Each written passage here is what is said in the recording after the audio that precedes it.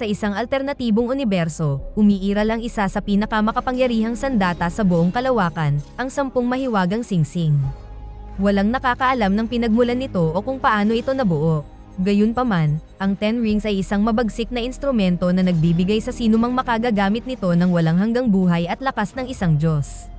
Si Wenwu, isang taong obsessed sa kapangyarihan at bihasang martial artist, ay natagpuan ang sandatang ito at ginamit upang sakupin ang mga imperyo.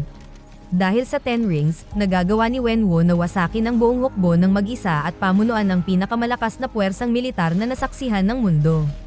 Pinangalanan niya ang kanyang hukbo bilang 10 Rings Organization, isang grupong binubuo ng mga espiya, mandirigma, at mga mamamatay tao.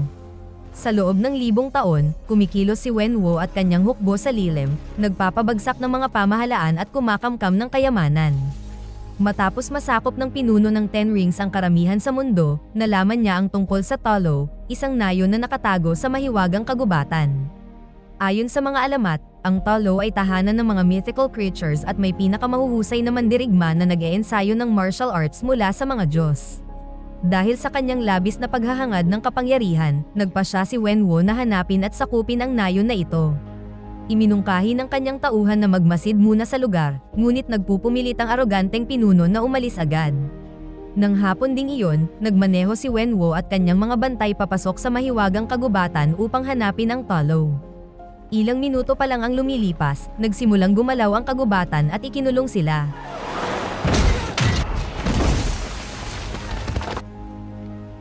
Nagpatuloy si Wenwu sa paglalakad at napadpad sa isang napakagandang hardin kung saan naroon si Lee, isang nakamaskarang tagapagbantay. Inutusan niya si Lee na papasukin siya sa Talo. Ngunit tinanggihan siya ni Lee at sinabihan siyang umalis sa kagubatan. Siyempre nagmatigas si Wenwu at nagpa siyang labanan siya.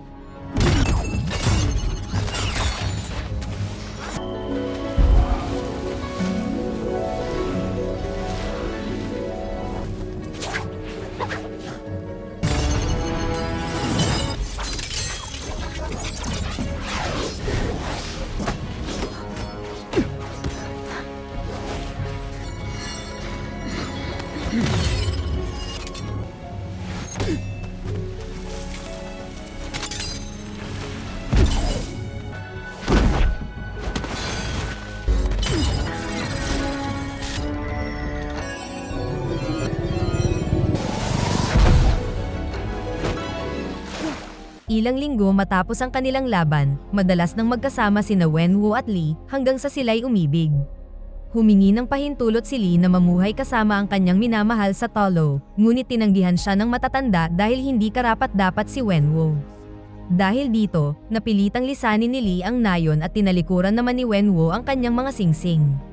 Namuhay ang mag-asawa ng mapayapa at nagkaroon ng 2 anak, ang anak nilang lalaki na si Shang-Chi at ang kapatid nitong babae na si Xiaoling. Mula pagkabata, kinukwento ni Lee kay Shang-Chi ang tungkol sa Talo, at ibinunyag niyang ang mga tao doon ay may kapangyarihang nagmumula sa isang dragon na tinatawag na Great Protector. Binigyan niya ang bawat anak ng kwintas na emerald at ipinaliwanag na gagabay ito sa kanila pauwi kapag naliligaw sila. Sa kabila ng pagtalikod ni Wenwu sa kanyang madugong nakaraan, tila hindi siya tinatantanan nito nang maghiganti ang isang grupong kanyang nasaktan noon. Nilusob nila ang kanyang tahanan at nadatnan sina Lee at ang mga bata roon. Inutusan ni Lee sina Shang-Chi at Xiaoling na pumasok sa loob at magtago, habang mag-isa niyang hinarap ang mahigit 100 kalaban. Pagdating ni Wenwu sa bahay, nadatnan niya ang mga bangkay na nagkalat at si Shang-Chi na nakaluhod sa tabi ng walang buhay na katawan ng kanyang ina. Sa labis na pighati, bumalik si Wenwu sa kanyang buhay bilang mananakop at muling sinuot ang 10 Rings. Naghiganti siya at hinanap ang mga taong responsable sa pagpatay sa asawa niya, ngunit nahirapan siyang mahanap ang tunay nilang pinuno. Sa paglipas ng mga taon, mula sa pagiging mapagmahal na ama ay naging isang malupit na tyrant si Wenwu, at pinilit si Shang-Chi na pagdaanan ang pinakamalupit na pagsasanay ng isang assassin. Mula sa edad na 7, nagsasanay na si Shang-Chi ng mga teknik sa martial arts at naging isang nakamamatay na mandirigma bago pa man siya magbinata. Samantala, napapabayaan naman si Xiaoling dahil hindi pinapayagan ng mga babae sa organisasyon ng 10 Rings. Gayunpaman, hindi niya hinaya ang hadlangan iyon at nag-ensayo siyang mag-isa para maging mahusay na mandirigma. Pagtuntong ni Shang-Chi sa edad na 14, ipinadala siya ni Wenwu sa una nitong assassination assignment. Ibinunyag ni Wenwu na natagpuan na niya ang pinunong responsable sa pagpatay sa kanyang ina at ipinadala si Shang-Chi upang tapusin ang buhay nito. Bago umalis, nangako si Shang-Chi kay Xiaoling na babalik siya pagkalipas ng 3 araw. Gayunpaman, matapos niyang makumpleto ang misyon na iniatas sa kanya, binalot siya ng matinding pagsisisi at tumakas papuntang Amerika upang takasan ang mabagsik na pagsasanay ng kanyang ama. Makaraan ng ilang taon, binago ni Shang-Chi ang kanyang pagkakakilanlan at hindi sinabi kanino man ang tungkol sa kanyang pamilya, maging sa pinakamatalik niyang kaibigang si Katie. Sa kabila nito, suot pa rin niya ang esmeraldang kwintas ng kanyang ina at nagtatrabaho bilang valet driver kasama si Katie. Isang gabi, naghapunan ng dalawa kasama ang kanilang kaibigang abogado na si So at ang fiancé nito. Naniniwala si So na hindi ginagamit ni Katie at Shang-Chi ang kanilang tunay na potensyal at sinabing nakatakda silang maging higit pa sa pagiging valet drivers. Kinabukasan, sumakay ng bus sina Shang-Chi at Katie. Habang nasa biyahe, may isang lalaking nakatitig sa kwintas niya at sinabing ibigay ito sa kanya. Umatras si Shang-Chi, pero may 2 lalaking sumulpot at hinawakan siya. Sinubukan ni Katie na ipagtanggol si Shang-Chi, ngunit itinulak lang siya ng lalaki. Galit na galit, ipinakita ng Master Assassin ang kanyang tunay na kakayahan at itinumba ang lalaki sa isang suntok.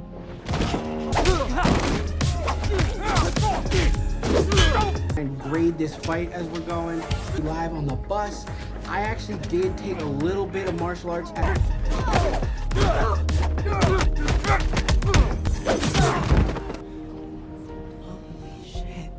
Dumating si Razor Fist, isang higanteng lalaki na may prosthetic na braso na may laser sword. Umaatake siya kay Shang-Chi ngunit mabilis itong nakakaiwas. Sa lakas ng mga atake, nasira ang ilang bahagi ng bus at tumigil ang mga preno. Bumangga ang bus sa isang kotse at nawalan ng malay ang driver. Dahil walang nagmamaneho, mabilis na tumakbo si Shang-Chi sa harap at hinawakan ng manibela, ngunit agad siyang sinundan ni Razor Fist. Tumulong si Katie sa pagmamaneho ng bus habang inaakit ni Shang-Chi ang kalaban papunta sa hulihang bahagi ng sasakyan. Nakuha ni Razor Fist ang upper hand at muntik nang hiwain si Shang-Chi. Bago pa niya maibigay ang huling atake, ibinunyag ni Razor Fist na ipinadala sila ng kanyang ama para patayin silang dalawa ng kapatid niya at makuha ang kwintas. Sa kabutihang palad, nakawala si Shang-Chi at sinipa si Razor Fist palayo bago tumalon sa kabilang bahagi ng bus. Sa utos niya, biglang lumiko nang madiin si Katie, dahilan para matanggal ang hulihang bahagi ng bus kasama si Razor Fist. Sa huli, nakapagpreno rin si Katie at napagtanto ni Shang-Chi na nakuha ni Razor Fist ang kanyang kwintas. Walang ideya si Katie sa mga nangyari at tinanong si Shang-Chi tungkol dito. Pagkaraan ng maraming taon ng pagtatago ng kanyang pinagmulan, sa wakas ay inamin ni Shang-Chi sa kaibigan ang buong masalimuot niyang nakaraan. Nababahala siya na baka puntirya na rin ng Ten Rings Organization ang kanyang kapatid kaya nagdesisyon siyang balaan ito sa nalalapit na panganib. Ngunit malaking problema ito dahil hindi pa niya nakikita o nakakausap si Xiaoling mula nang umalis siya. Sa kabutihang palad, nagpadala ito ng postcard ilang buwan na ang nakalipas at nandoon ang tirahan nito. Magkasamang bumiyahe sina Shang-Chi at Katie papuntang China upang hanapin si Xiaoling at napunta sila sa isang underground fight club. Pinanood nila ang laban sa gitna ng entablado kung saan si Wong, isang bihasang sorcerer, ay nakikipaglaban sa isang higanteng nilalang. Gamit ang kanyang magic teleportation powers, tinalo ni Wong ang halimaw at nilinis ang entablado para sa susunod na laban. Nakilala ni Shang-Chi ang tagapamahala ng club at nakumbinsi siyang lumaban kapalit ng impormasyon tungkol sa kinaroroonan ni Xiaoling. Pagpasok ni Shang-Chi sa arena, nadiskubre niyang ang kalaban niya ay walang iba kundi si Xiaoling. Akala ni Shang-Chi na magkakaroon sila ng isang emosyonal na pagkikita bilang pamilya, pero may ibang balak si Xiaoling. Walang pagdadalawang isip na sumugod ang kapatid na babae at nagpatama ng ilang suntok habang si Shang-Chi ay nagpipigil. Sa huli, natalo siya nito gamit ang isang sipa sa mukha at nanalo si Xiaoling sa laban. Pagkatapos ng laban, binalaan ni Shang-Chi si Xiaoling na balak na kawin ng organisasyong Ten Rings ang kwintas nito. Sa kanilang pag-uusap, ipinahayag ni Xiaoling na siya ang may-ari ng fighting ring at malinaw na may sama pa rin ito ng loob sa kapatid dahil iniwan siya noon. Ilang minuto ang lumipas, tumunog ang alarm system ng club, hudyat ng pagdating ng Ten Rings Squad. Binasag ni Shang-Chi ang isang bintana at iminungkahing tumakas sila sa pamamagitan ng mga kawayan sa gilid ng gusali. Ngunit sa paglabas nila, natuntun sila ng mga ninja ng Ten Rings at nakipaglaban si Shang-Chi para bigyan ng oras ang kaibigan. Gayunpaman, nakalapit pa rin ang mga ninja kay Katie at itinulak siya habang nakakapit sa isang kawayan, sabay sigaw ng tulong.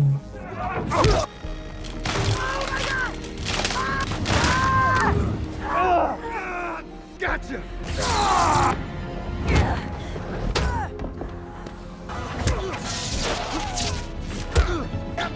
Pagkatapos nilang talunin ang mga kalaban, sumabog ang isang bomba at nabasag ang bintana malapit sa kanila, dahilan para sila'y tumilapon. Ilang segundo lang, dumating ang pinunong ninja ng Ten Rings, kinuha ang kwintas ni Shaolin, at nagtangkang tumakas. Sinubukan niyang sumakay sa isang helicopter pero pinigilan siya ni Shang-Chi. Naglaban ang dalawa at halatang hindi basta-bastang kalaban ang ninja. Matindi ang naging sagupaan, ngunit nakuha ni Shang-Chi ang kalamangan at naitulak niya ito sa lupa. Biglang dumating ang kanilang ama. Inamin ni Wenwu na sinadya niyang ipadala ang mga tauhan nito bilang pagsubok at humanga siyang nalampasan ng kanyang anak ang lahat. Agad silang umuwi kasama sina Shaolin at Katie. Pagdating nila, mainit silang tinanggap at ipinaliwanag ni Wu kung bakit niya kailangan ng kanilang mga kwintas. Lumalabas na matapos tumakas ang mga anak niya, nagsaliksik siya ng gusto tungkol sa Talo. Isang araw, habang pinag-aaralan niya ang tungkol sa nayon, narinig umano niya ang boses ng kanyang yumaong asawa na humihingi ng tulong. Ayon sa kanya, nakakulong daw si Lee sa likod ng isang gate sa Talo at desperadong kailangan siyang iligtas. Siyempre, hindi agad ito pinaniwalaan ni na Shang-Chi at Shaolin, dahil hindi sila naniniwalang nakikipag-usap sa kanila ang ina mula sa kabilang buhay. Ngunit determinado si Wenwu at ibinahagi niya ang kanyang plano. Ginamit ni Wenwu ang kanilang mga pendant para buhayin ng isang estatwa ng dragon, at nagbukas ito ng mahiwagang water map na nagpapakita ng daan kung paano makakarating sa mahiwagang nayon ng Talo. Ang nayon ay binabantayan ng isang nagbabagong maze ng kagubatan, kaya halos imposible itong mapasok. Ngunit isang tuwid na daan ang nagbubukas isang beses kada taon sa isang tiyak na oras. Sa tulong ng mga pendant, nadiskubre ni Wu na magbubukas ang daan sa loob ng 3 araw at plano niyang salakayin ang Talo upang palayain ang kanyang asawa. Nang tanungin ni na Shang-Chi at Shaolin kung ano ang gagawin niya kapag tumanggi ang mga taga-Talo, inamin ni Wu na susunugin niya ang buong nayon.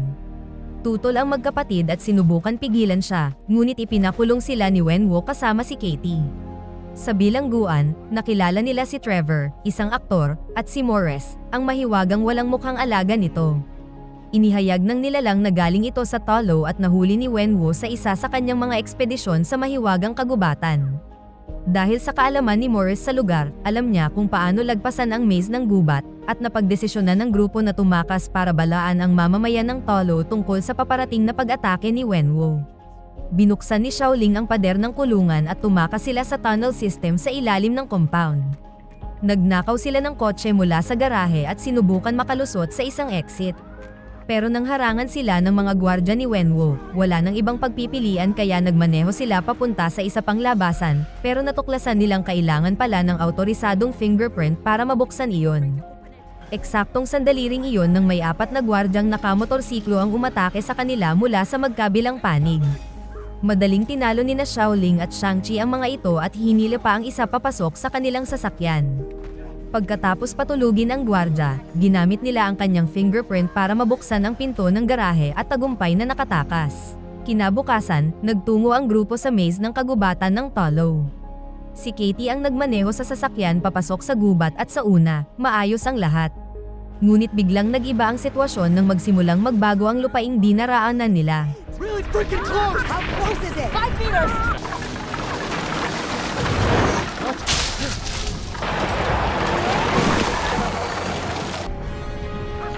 Top left.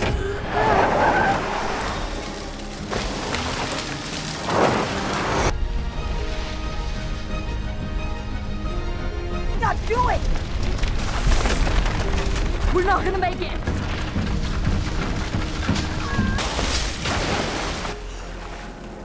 Sa huli, nakarating sila sa hardin at nagmaneho papasok sa isang talon hanggang sa makarating sa Talo sa pamamagitan ng isang portal.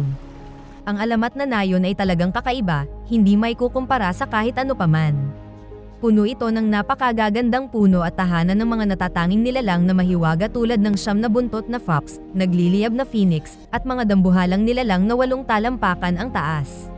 Pagdating nila, sinalubong sila ng hukbo ng mga bantay na pinamumunuan ni Guangbo, ang general ng Nayon.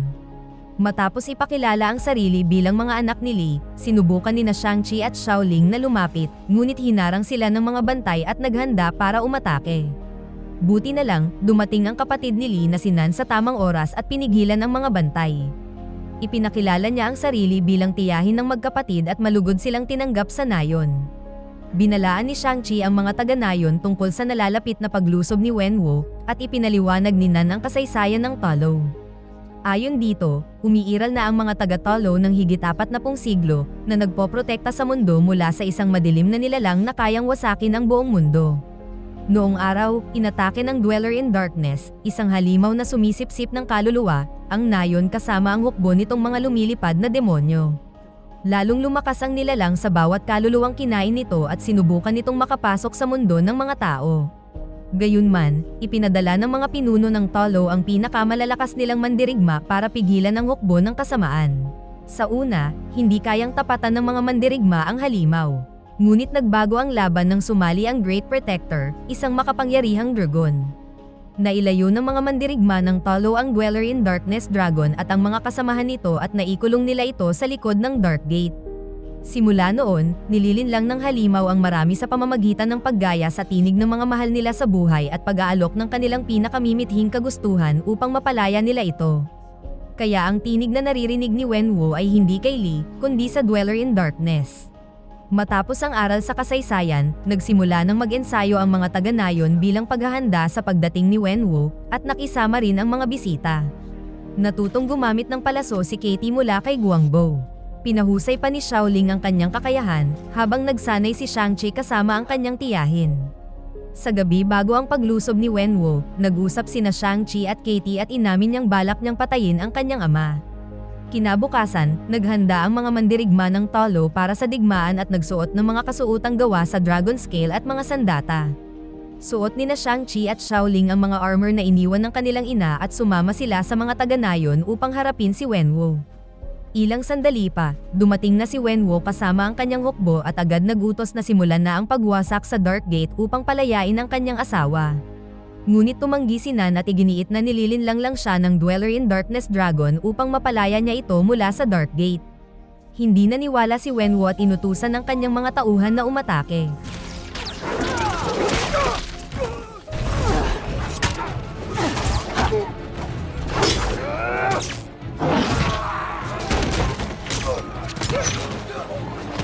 Sumugod ang magkabilang panig at naglakad si Wenwu sa gitna ng labanan papunta sa Dark Gate. Sinubukan siyang pigilan ni Nan ngunit hinarang siya ng ninja ni Wenwu at nagsimula silang maglaban. Nakita ni Shang-Chi na papunta ang kanyang ama sa Dark Gate kaya sinubukan niya itong habulin ngunit hinarang siya ni Razor Fist. Mabuti na lang dumating si Xiaoling at pinigilan si Razor Fist kaya nakahabol si Shang-Chi sa kanyang ama. Natagpuan niya si Wenwu sa isang kalapit na templo at inatake niya ito gamit ang isang baston, ngunit madaling nasalag ito ni Wenwu at sinipa ang anak pabagsak sa lupa. Galit sa pagwawalang bahala ng kanyang anak, pinaalala muli ni Wenwu ang mga lumang sugat at sinisisi si Shang-Chi sa pagkamatay ng kanyang ina. Pinagalitan niya ito dahil nanood lamang daw ito bilang bata, walang ginawa habang pinapatay ang kanyang ina. Tinangka ni Wenwu na umalis ngunit determinado si Shang-Chi na pigilan siya at inatake niya ito mula sa likuran. Gayunpaman,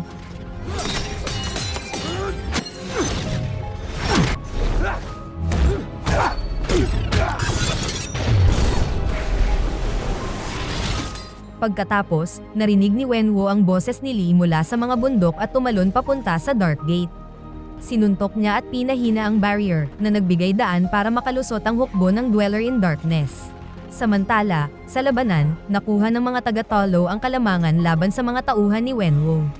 Ngunit nagulo ang lahat ng salakayin ng mga nilalang ng Dweller in Darkness ang Nayon. Isang lumilipad na demonyo ang kumuha ng ulo ng head ninja ni Wenwu, kinuha ang kanyang kaluluwa, at ipinakain ito sa Dweller in Darkness para makabalik ang lakas nito. Nang maunawaan ang panganib, inihinto ng Ten Rings Organization ang labanan at nakipagsanib puwersa sa mga mandirigma ng Talo para labanan ang mga demonyo. Samantala, lumulubog si Shang-Chi sa ilog, at lumitaw ang Great Protector mula sa kailaliman.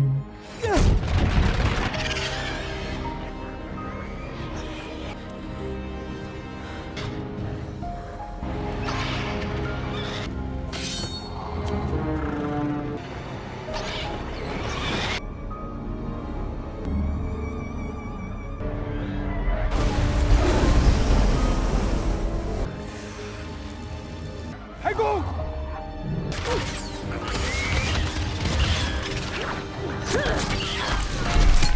Sumakay si Shang-Chi rito at hinarap muli ang kanyang ama bago pa nito tuluyang masira ang Dark Gate. Nagpatuloy ang laban ng mag-ama, ngunit ngayon ay mas determinado na si Shang-Chi na pigilan siya anuman ang mangyari.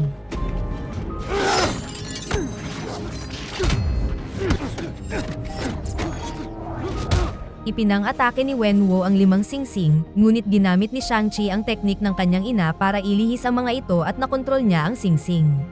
Ngayon ay may tig-5 singsing na ang bawat isa sa kanila, kaya naging patas ang laban at mas tumindi pa.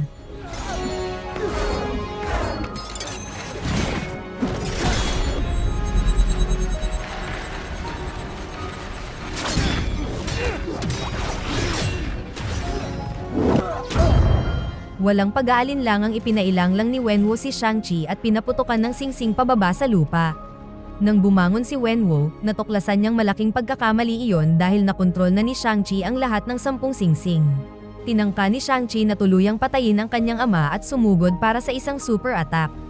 Ngunit nagbago ang kanyang isip at inihagis niya ang mga singsing sa lupa. Nakiusap si Shang-Chi sa kanyang ama na itigil na ang kanyang misyon at sandaling nag-isip si Wenwu. Ngunit huli na, nakalaya na ang Dweller in Darkness mula sa Dark Gate. Tinangkang salakayin nito si Shang-Chi ngunit itinulak siya ni Wenwu palayo, isinakripisyo ang sarili habang kinain ng nilalang ang kanyang kaluluwa. Ipinasa niya ang singsing sa kanyang anak at walang nagawa si Shang-Chi kundi panoorin ang pagkamatay ng kanyang ama. Ilang sandali lang, tinangka ng Dweller in Darkness na atakihin si Shang-Chi ngunit dumating si Shaoling sakay ng Great Protector at napigilan ang atake. Ginamit ni Shang-Chi ang singsing para magdulot ng pagguho na nagselyo sa tarangkahan upang hindi makalabas ang ibang demonyo.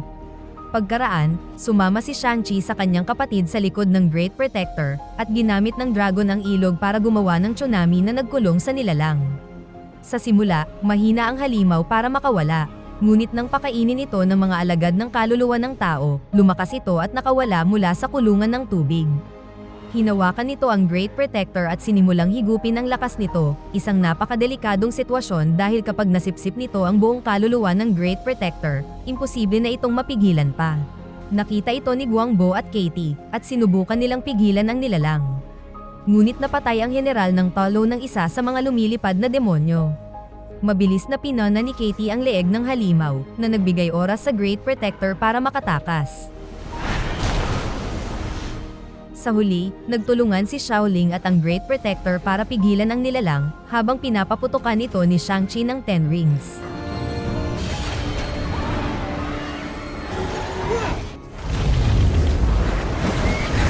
Pagkatapos ng labanan, nagsindi ng mga kandila ang mga taga-talo at nagbigay pugay sa mga nasawi. Ilang araw matapos nito, bumalik ang lahat sa kani-kanilang buhay, at bumalik sina Shang-Chi at Katie sa Amerika. Nagkaroon sila muli ng dinner kasama sina So at ang fiancé nito. Ikinwento nila ang lahat ng nangyari noong nakaraang linggo, ngunit hindi naniwala si So at inakalang niloloko lang siya. Ilang sandali pa, dumating si Wong, ang sorcerer mula sa Fight Club, sa pamamagitan ng portal at tinawag sina Shang-Chi at Katie, iniwan sina So at ang fiancé nitong tulala. Pumasok ang dalawa sa portal at nakipagkita kay Wong at sa dalawa pang siyentipikong superhero para talakayin ang pinagmulan ng singsing. Sa huling eksena, makikita si Shaoling na kinuha na ang pamumuno sa organisasyong 10 Rings, ginagawang isang inklusibong hukbo kung saan pantay ang pagtingin sa lalaki at babae at pareho silang maaaring magsanay.